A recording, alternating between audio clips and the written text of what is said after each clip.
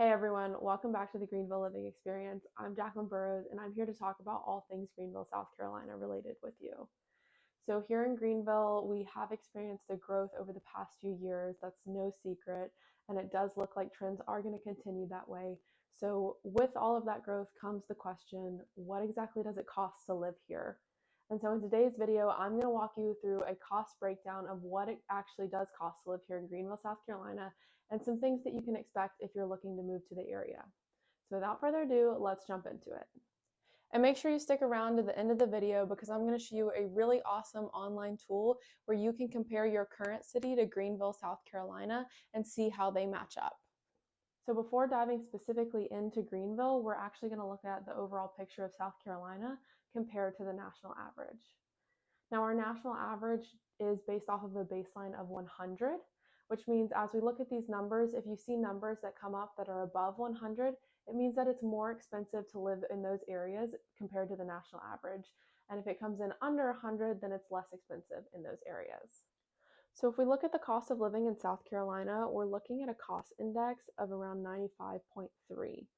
Now, as you can see, compared to the western side of the states or the northeastern states, our cost of living is quite a bit lower. So if you're moving from one of those areas, the good news for you is that your cost of living should significantly decrease. So when you get to South Carolina, obviously there's going to be parts of the state that are more expensive than others. And because Greenville is a fairly popular location, we are probably going to see a little bit more expenses here than you are in some of the other places in South Carolina. But the good news is that when you get outside of the city of Greenville itself into other areas like Travelers Rest or Greer, Taylor's area, those costs should start to lessen just a little bit. So those are areas that you should consider when you're moving to the area as well. Now let's dive into the cost of living here in Greenville specifically. So Greenville is ranked at 91.3, which is lower than our baseline of 100, which means that it is cheaper to live here compared to the national average. Now, as you can see here, their number for South Carolina is a little different, and that's probably due to the fact that these numbers are constantly changing. So make sure you take the time to do your own research for the most up-to-date information. But you can also see here that our grocery and health costs are just barely below the national average, so you probably won't experience too much of a cost change in those areas when you're looking to move here. Now let's dive into the biggest chunk of most people's budgets, which is housing. So right now, as of 2024 first quarter, our average home price here in Greenville is $422,000, with comparison to the national average, which is right about $418,000. So we do see that we are higher than the national average, and this is actually the one area that we consistently rank higher. And that is a trend that is most likely to continue, as we can see that our population is also expected to continue to grow. So before we move on, real quick, I'm going to give you a pro tip about living here in South Carolina, which is that we have two different tax allocations for property. We have a 4% primary residence tax and a 6% investment / second homeowner tax. Now, that 2% may not seem like a huge difference, but you are literally talking thousands of dollars in difference every year if you are taxed at that 6% versus the 4%. And here's another quick fun fact for you. Here in South Carolina, when you buy property, everyone starts at that 6% baseline.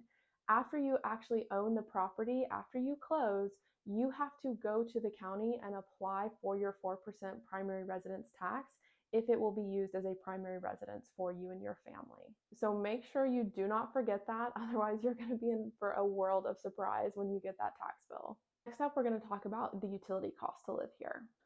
So as you can see here, compared to the national average, Greenville is fairly reasonable and on par with it. I would estimate about $175 to $200 for a power bill. For water, you're probably looking at about $50 to $75 on average. If you have gas in the home, you're looking probably around that $75, $100 mark. And for trash pickup, you're looking at about $35 a month. So in total, you're probably going to be spending around $400, give or take, depending on you and your family's habits, every month on utility costs. Next up, we're going to talk about transportation costs here in Greenville. So Greenville is a car-dependent city, so factoring in costs like your maintenance, your insurance, and gas prices are a must if you're going to come to this area.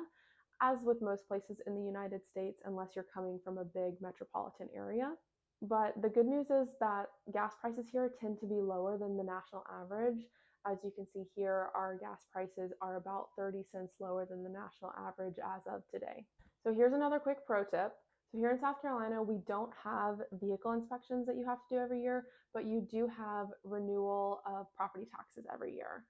And so when you move to the state, you have 45 days to register your vehicle with the state. And that's going to include a $250 one-time registration fee, as well as a $25 driver's license fee, on top of the property tax fee that you're going to pay. Now, if your vehicle is coming in at under 11,000 pounds gross weight, you should be charged a 6% property tax rate. If it is above that 11,000 gross pound weight, then you're looking at a 10.5% tax. And something to keep in mind is that you're going to be paying those property taxes on all of your cars, motorcycles, RVs, boats. So that is definitely a cost that you should factor in if you are thinking about moving to the area. We're a great city with a lot to offer, but just in case you don't believe me quite yet, and you've made it to this point in the video, I promised you at the beginning that I was going to give you an awesome tool that you can use to compare your current city to Greenville, South Carolina. So if you go to the top of your URL and you type in coldwellbanker.com/movemeter, it will take you to this webpage where you can enter in your current city where you live versus Greenville, South Carolina, and click calculate. The move meter is then going to work its magic and it's going to pull a comparison report on the two cities. As you can see here, I'm using Asheville, North Carolina as an example since we are so close. And if you continue to look here on the right-hand side, you're going to see that they compare everything from housing affordability to quality of life to job market strength and living affordability. So if you really want a nitty-gritty breakdown of how your current city compares to Greenville, South Carolina, and if it's a good move for you, this is a great tool to use for some quick stats. So there we have it. I hope you have a better understanding now of what it costs to live in the Greenville, South Carolina area. If you are thinking of moving to the area and you want someone to help you through this process, make sure to check out the description box below for a link to fill out a form to work with me directly. But until then, make sure you subscribe and click the notification bell so you're notified every time that I post a video on this channel.